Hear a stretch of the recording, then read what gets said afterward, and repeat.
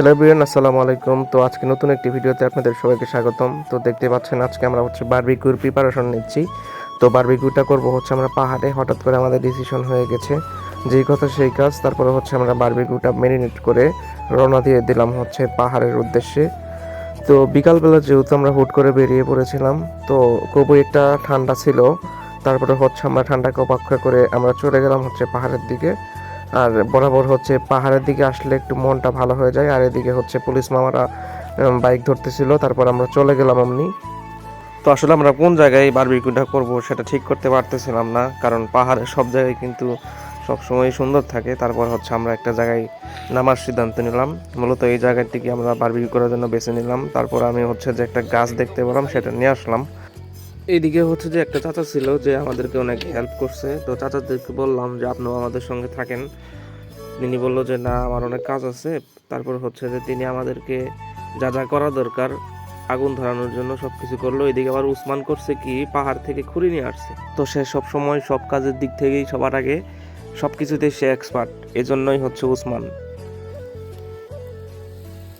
আমরা এখন বারবিকিউর জন্য ইন্ডিয়া বর্ডারের মাঝখানে আছি।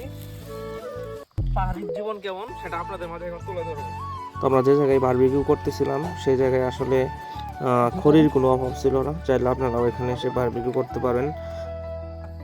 অনেক 5 কিলোমিটার ভিতরে এই জায়গাটা। তো ওইদিকে আগুন ধরানোর কাজ শেষ। তারপর আমরা একটা তার নিয়ে গেছিলাম। তারের ভিতরে মাংসগুলো আমি ভিতরে লাগাচ্ছিলাম। আর এটা লাগানো শেষ করে প্রায় আমরা এখন আগুনের উপরে দিয়ে দিব, কারণ আমাদের সব কিছু রেডি। তারপর আমরা হয়ে যাবে আমাদের বারবিকিউ। তারপরে যে আমাদের প্রসেসিং সব কিছু শেষ, আগুনের উপরে দিয়ে দিলাম। দেখা যাক এখন কতক্ষণ লাগে। এই যে সোহাগ এখন নাপাসি রাপ দিচ্ছে। সোহাগ উসমানের বিরুদ্ধে কি কিছু বলো? বন্ধু সোহাগ গেছে আনাতে সোহাগের সাথে নিয়ে আসলাম। বন্ধুর জন্য কলা তো আছে।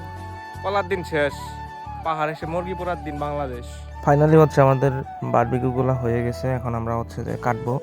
তারপর প্রথম আমরা সোয়াগরে দিয়ে টেস্ট করালাম যে আসলে কিরকম হয়েছে। টিকে থাকার লড়াইয়ে কিন্তু এরকম পাউডার খেতে হয় শুকনো পরিবেশে। সোহাগ এখন নামাচ্ছে। তো এরকম পরিবেশে আসলে বারবিকিউ করাটা অনেকটাই আসলে একটা আনন্দদায়ক মুহূর্ত, কারণ চারিদিকে পাহাড়, মাঝখানে আপনি বারবিকিউ করতেছেন। সব মিলিয়ে একটা ভালো কম্বিনেশন বলা চলে। তো চাইলেও কিন্তু আপনারা এভাবে বন্ধু বান্ধবের সঙ্গে একটু সময় কাটাতে পারেন।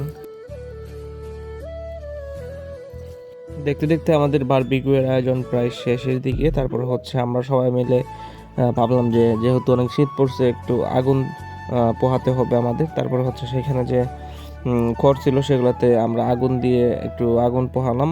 তো সব মিলিয়ে আজকে দিনটা অনেক ভালো ছিল বলা চলে। চারিদিকে শুধু অন্ধকার, একদম পাহাড়ের ভিতরে এখন অন্ধকার জমেছে।